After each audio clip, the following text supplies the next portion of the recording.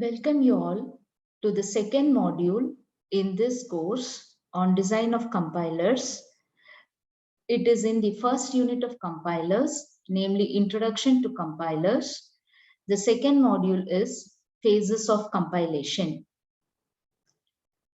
Basically, there are 6 phases of compilation that are grouped into 2 different passes of compilation, namely analysis pass and the synthesis pass.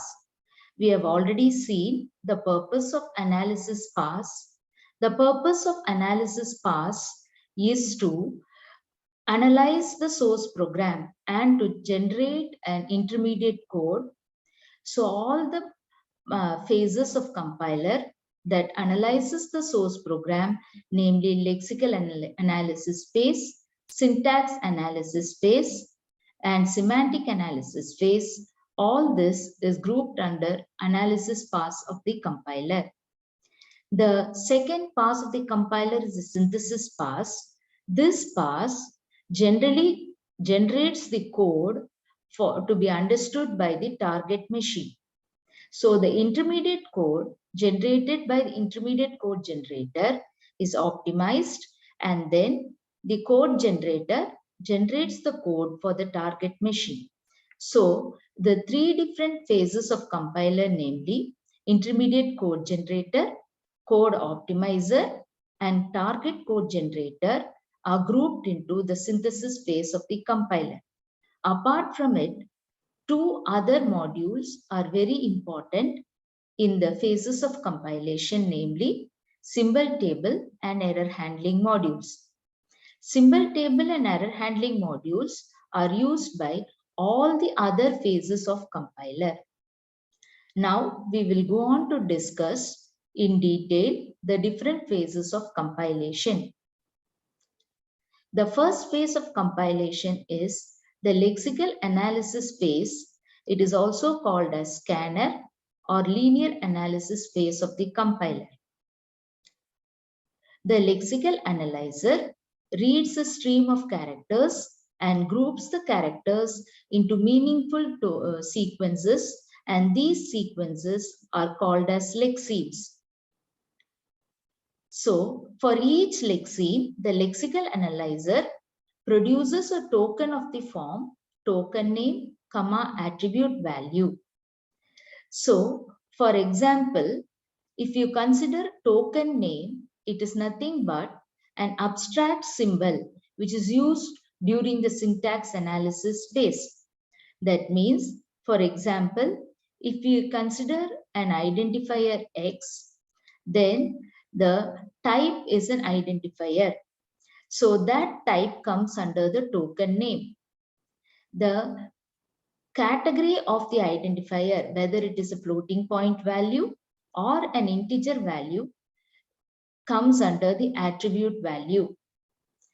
This attribute value points to the entry in the symbol table where that particular token is stored.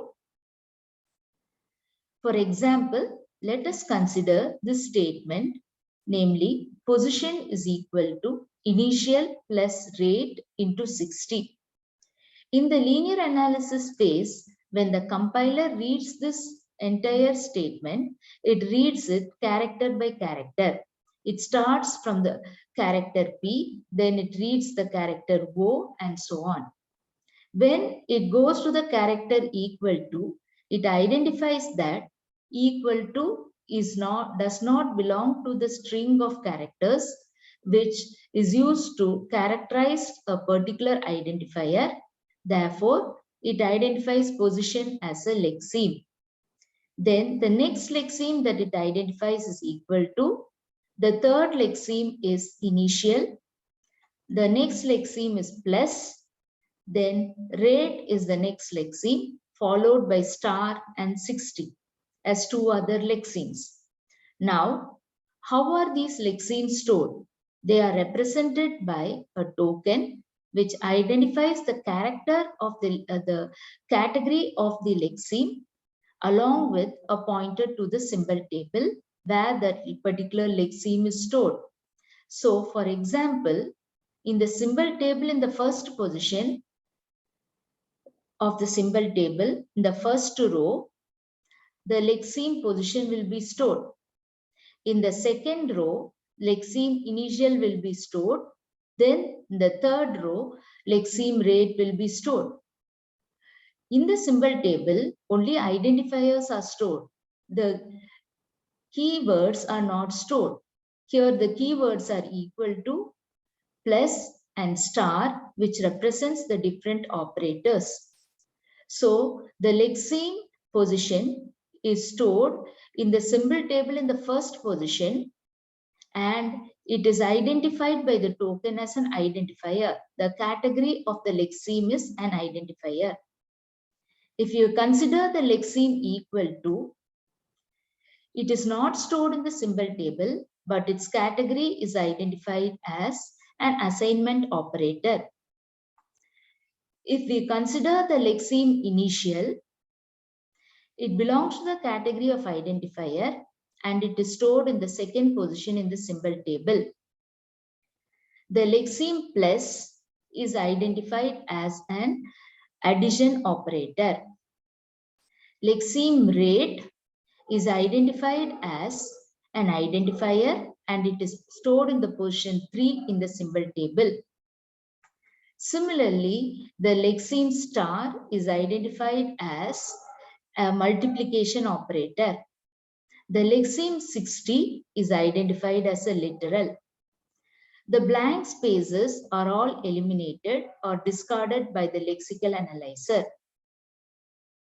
Now, the second phase of compilation is the hierarchical analysis phase or the syntax analysis phase. This phase is also called as the parsing phase of the compiler. In this parsing phase, the structure of that particular sentence is being formed based on the grammar of that particular language. So the lexemes which are identified are grouped into structural or hierarchical structures to form a tree format as shown here. Such a tree is called as a syntax tree. In the syntax tree, the leaf nodes represent different operands and the interior nodes represent different operators. For example, let us consider the statement position is equal to initial plus rate into 60. Here, already we saw how the different lexemes are identified. Now, the first lexeme is position, which is stored in the symbol table as an identifier in position 1. The second lexeme is equal to, the third lexeme is initial, its category is an identifier, it is stored in position 2 of the symbol table. The third lexeme is plus, the fourth lexeme is rate, which is stored in position 3 in the symbol table, its category is identifier. The next lexeme is star, and the last lexeme is literal 60. So the hierarchical structure formed for this sentence based on these lexemes is 60 is multiplied with rate and that forms the first branch. Then that is added with the second with initial and that is assigned to position. This is how the syntax tree structure is being formed. We will consider another example. An expanded form of a syntax tree is called as a parse tree. In this parse tree, the expressions form the interior nodes rather than the operators. So here, for this example that is given, first rate is multiplied by 60. So this rate is multiplied by 60 and that forms the expression. The next one is, if you consider, base is an identifier that is assigned to an expression. So base is an expression. Rate into 60 is another expression. Both these expressions are added together and this entire thing forms an expression. Now this expression is assigned to the identifier pay, which is another expression. That is how it is represented as an assignment statement. So in this, the interior nodes form the expressions and the leaf nodes form the different operands. So an expanded form of a syntax tree is called as a parse tree. The third phase of compilation is called as a semantic analysis phase of the compilation. The semantic analyzer uses the syntax tree, which is generated as output of the syntax analysis phase, as well as the symbol table, and then it checks for the semantic consistency in the language. Some of the different operations that it does is listed here. First one is it gathers the type information of the different identifiers from the symbol table during the intermediate code generation phase. Second is it does the type checking. For example, if an array is there, then the index of an array should be an integer. Such a type of type checking it will do. It also does type conversions or coercion operations. For example, if you consider a binary operator like plus or star, the operator can work on floating point values or integer values. Suppose one of the operands is an integer and the other is a floating point value, then the conversion of the integer to the floating point value will be done by the semantic analysis phase of the compiler. So it does the semantic information gathering, type checking, as well as type conversions. These type of operations are done in the semantic analysis phase of the compiler. The output of the semantic analysis phase is an annotated parse tree where the type of each and every node is being annotated and attached in the syntax tree. Then the fourth stage of compilation is the intermediate code generation phase. Here we will be discussing about a specific type of intermediate code called as the three-address code. Now, what is the purpose of this intermediate code is, it is a language independent as well as a machine independent code on which the optimization can be done. So this optimization can help in reducing the size of the code as well as it can increase the speed of the executable. For that purpose only, optimization is being done. So while generating the intermediate representation, two principles have to be considered. One is whether the intermediate code is easy to produce from the parse tree. Then second one is whether the intermediate code can be easily converted to the target code of the machine during compilation process. So these two information have to be verified. Based on that only, a suitable intermediate code can be used.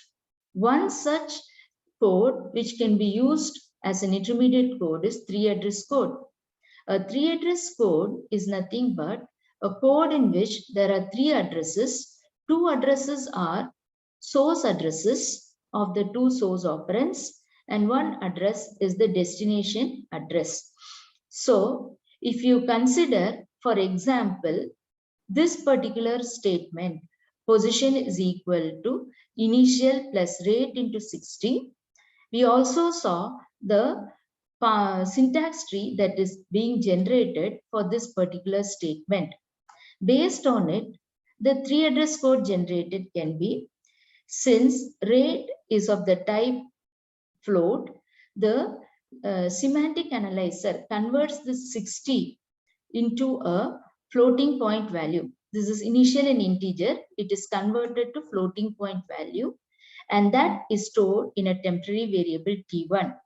Then this is multiplied with the third identifier, and that is stored in a temporary variable T2. Then this is added with the second identifier and it is stored in a temporary variable T3. Then this T3 value is assigned to identifier 1. So this is the 3 address code that is generated. So for this example, if you see, there are 2 source addresses, ID3 and T1, and 1 destination address T2. So that is why it is called as a 3 address code.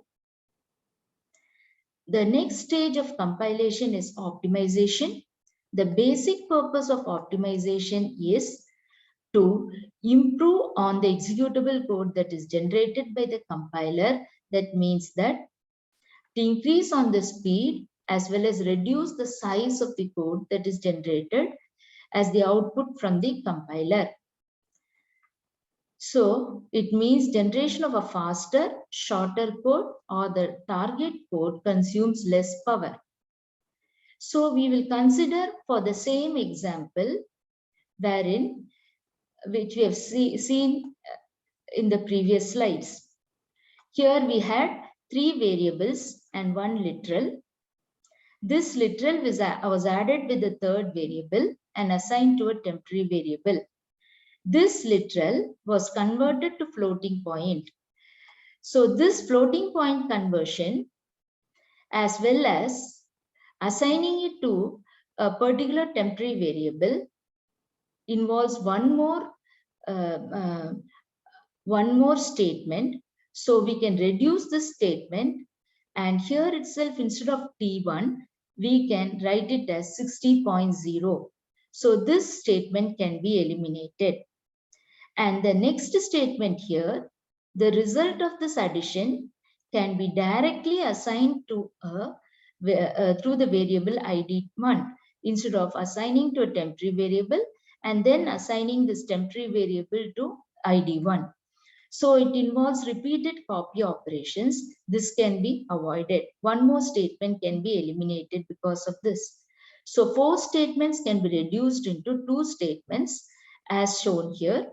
So T1 is equal to ID3 into 60.0.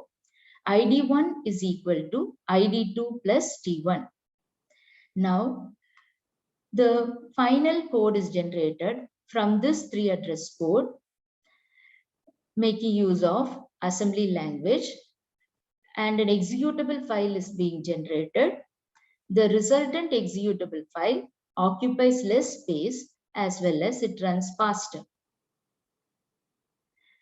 The 6th stage of compilation is code generation phase.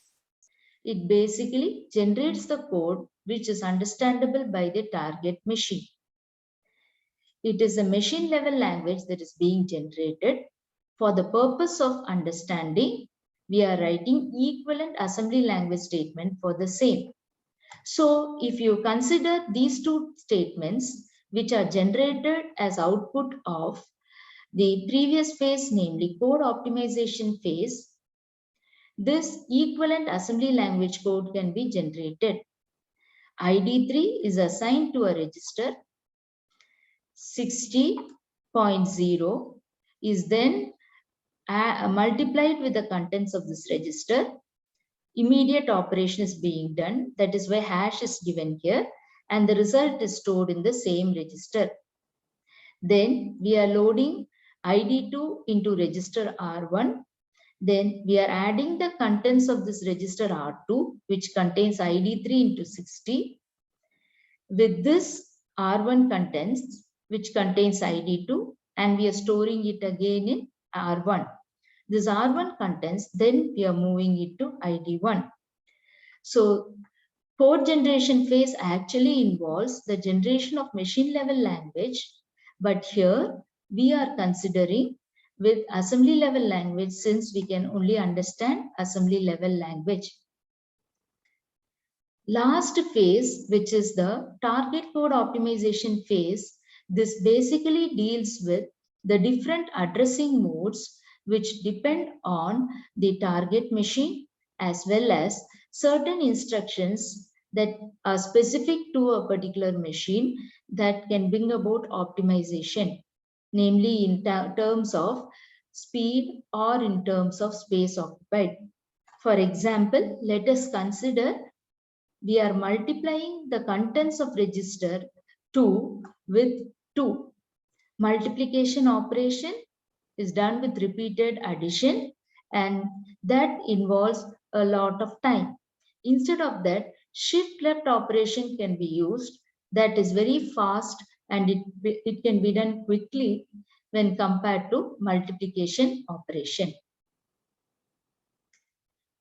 So basically there are 6 phases of compilation that we discussed in detail, namely lexical analysis phase, which is used to split the different statements into lexemes or tokens.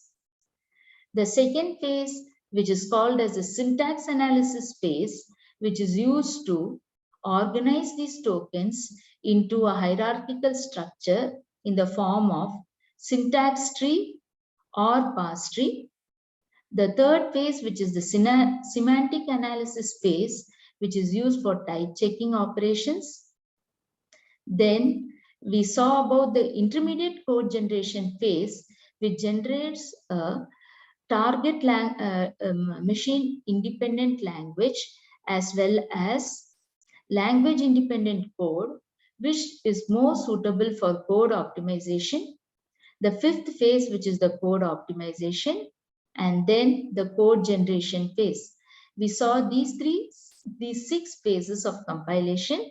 In that, the first 3 phases are grouped into the analysis pass of the compiler, and the next 3 phases are grouped into the synthesis pass of the compiler. We also initially discussed that 2 modules are used by all the phases of compiler, namely symbol table management module and then error handling module. We will see about the symbol table management module. The symbol table is basically a data structure which contains a record for each variable name along with the attributes of that particular name. This particular attribute will contain either the name, its type, its scope, its position in the symbol table, and so on. With respect to procedures, it may contain the number of arguments, the type of the arguments, and so on, and the value returned, and so on. This data structure should have capabilities to search in the particular symbol table as well as store an element in the symbol table. So whichever data structure is efficient, like linked list or a tree, can be used for this purpose. This figure here shows the organization of a symbol table, which consists of one of the attribute is the name of the variable, and the second attribute is the type as well as the category of that particular variable. It specifies the variable name and its attribute. For example, if you consider the variable name rate, it belongs to the category identifier and it is of the type floating point. So all these things will be stored in the symbol table. Next module is the error handling module. The compiler should report the errors to the user as and when it occurs. It should also try to correct these errors and move on to the next phase of the compilation. So that is the purpose of the error handling module. The error handling module tries to correct the error as well as report the error to the user. So this error handling module should have capabilities for correction as well as reporting of the errors, and it is connected with all the phases of compilation. For example, the syntax analysis phase can report on the syntax of the keywords or the identifiers. If anything is wrong, it can report on it, or undefined identifiers, it can identify. The semantic analysis module, while executing a particular statement. If the semantics is not agreed, it can report on the error of that particular statement and so on. So whatever we have discussed in all these phases is shown in this diagram. We saw the example as a particular variable is equal to position is equal to initial value plus rate into 60. For that, the lexical analyzer reports it as lexemes with token and its category. The syntax analysis module produces a syntax tree as the output. The semantic analysis module produces an annotated syntax tree or parse tree with annotations for conversions to one format to another. The intermediate code generator module produces the output as 3-address code. The code optimization module tries to optimize the code in order to make it run faster and occupy less space. The code generator generates the machine language code. Here, the different identifiers position, initial, and rate are stored in the symbol table along with its different attributes. A second example also we will consider here. The second example consists of two statements. New value is equal to old value plus 12 and a of I is equal to 4 plus 2 plus I. We will see the output generated by each phase of the compilation. So for the first statement, new value is equal to old value plus 12. The different lexemes are new value, old value. 12 is a literal. This 12 is converted to an expression. Old value is converted to an expression. Both are added together and we get an expression here. And this expression is assigned to an identifier new value. So this is the parse tree that is generated as an output for the syntax analysis phase of the compiler. For the second statement, similarly, another parse tree is generated. Here, 4 plus 2 is added and we have a number 6, which is an integer. And I is an index that is also an integer. So integer addition is being done here. And that is being assigned to an identifier A at the subscript position I. That is how it is represented. The different lexemes are represented here. The different lexemes are A, open braces, I, close braces, equal to 4 plus 2 plus I. All these are different lexemes. Now, once this particular parse tree is being generated, from this parse tree, the fourth phase of compilation generates the intermediate code. To generate the intermediate code, 4 and 2 are added and it is assigned to a temporary variable T1. T1 is then added with that index and assigned to a temporary variable T2. T2 is then assigned to A of I. Now, here if you see, during compilation phase itself, 4 and 2 can be added and then assigned to temporary variable T1. So this T1 can be eliminated and then instead of that 6 can be stored here. So this statement can be eliminated and the second statement can be suitably modified. So this is the code optimization that can take place, replacing constants with the values during compilation so that during the runtime, the time can be optimized. So from this particular 3-address code that is present, the corresponding assembly language statement will be generated as it is shown here. The corresponding elements in the symbol table as well as the literal table are listed. In the symbol table, we have A as an array and then index as an index for this particular array. So it is not a real number, it is a integer value. If you consider the literals, 2 and 4 are the literals and it is stored in certain locations. So two different tables are maintained. One table is for the variables and another table is for the constant. Thank you very much. So in this module, we saw about 6 different phases of compilation, and we saw the output which can be produced in each and every phase of compilation. We saw 2 examples on how the output will be generated for each and every phase of the compilation. Thank you very much. Next module, we will see the grouping of the phases and the compilation tools. Thank you.